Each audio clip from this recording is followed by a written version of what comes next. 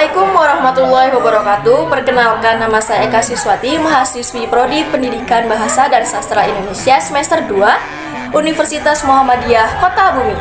Kali ini saya akan membahas materi mengenai teks cerita fantasi. Teks cerita fantasi merupakan materi bahasa Indonesia yang dipelajari di bangku SMP.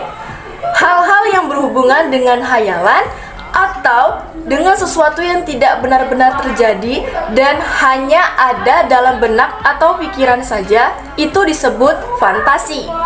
Secara singkat, cerita fantasi adalah imajinasi. Lalu, apa yang dimaksud dengan teks cerita fantasi? Cerita fantasi adalah suatu karya yang dibangun dalam alur penceritaan yang normal tetapi bersifat imajinatif dan hayal. Tahukah Anda jenis-jenis cerita fantasi ada dua, yakni yang pertama cerita fantasi total dan irisan, yang kedua cerita fantasi sezaman dan lintas waktu. Sedangkan unsur-unsur cerita fantasi terbagi menjadi 6 bagian dan strukturnya terbagi menjadi 4 bagian. Untuk mengetahui lebih jelasnya mengenai materi, mari kita simak bersama. Pengertian teks cerita fantasi.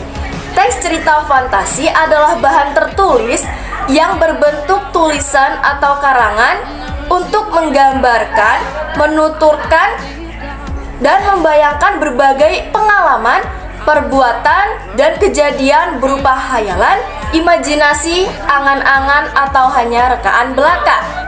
Selanjutnya, jenis-jenis atau macam teks cerita fantasi. Jenis-jenis cerita fantasi terbagi menjadi 2 bagian. Penjelasannya sebagai berikut. Yang pertama, cerita fantasi total dan irisan. Jenis ini disesuaikan dengan keadaan dunia nyata, dan jenis ini dapat dikategorikan menjadi 2, yaitu fantasi total dan fantasi sebagian atau irisan. Cerita fantasi total. Kategori ini berisi fantasi pengarang terhadap objek tertentu. Pada kategori ini, semua yang terdapat pada cerita tidak semua terjadi dalam dunia nyata. Selanjutnya, cerita fantasi irisan. Kategori ini berisi cerita fantasi yang mengungkapkan fantasi masih menggunakan nama-nama dalam kehidupan nyata, menggunakan nama tempat yang sama pada dunia nyata atau peristiwa yang pernah terjadi. Selanjutnya, cerita fantasi sezaman dan lintas waktu. Berdasarkan latar cerita dibedakan menjadi 2 bagian, yaitu latar lintas waktu dan latar waktu sezaman. Penjelasannya sebagai berikut ini. Latar fantasi sezaman maksudnya latar yang digunakan satu masa atau fantasi masa kini, masa lampau, atau masa yang akan datang atau futuristik.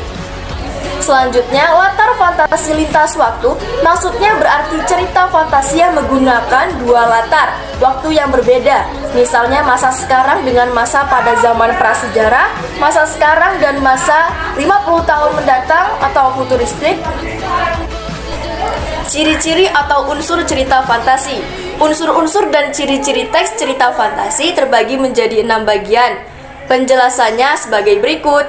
Yang pertama, ada keajaiban, kemisteriusan, dan keanehan. Cerita fantasi yang mengungkapkan hal-hal yang supranatural, kegaiban, dan kemisteriusan yang tidak ditemui dalam dunia nyata. Selanjutnya, ide cerita. Ide cerita terbuka terhadap daya hayal pengarang atau penulis, tidak dibatasi oleh realitas yang ada atau kehidupan nyata. Ide ceritanya terkadang bersifat sederhana, namun mampu memberi pesan yang menarik. Tema cerita fantasi adalah supranatural, gaib, atau futuristik. Selanjutnya, menggunakan berbagai latar, lintas ruang dan waktu. Alur dan latar cerita fantasi memiliki khas peristiwa yang dialami oleh tokoh terjadi pada 2 latar, yaitu latar yang masih ada dalam kehidupan sehari-hari dan latar yang tidak ada pada kehidupan sehari-hari. Rangkaian peristiwa cerita fantasi menggunakan berbagai latar yang bisa menerobos dimensi ruang dan waktu.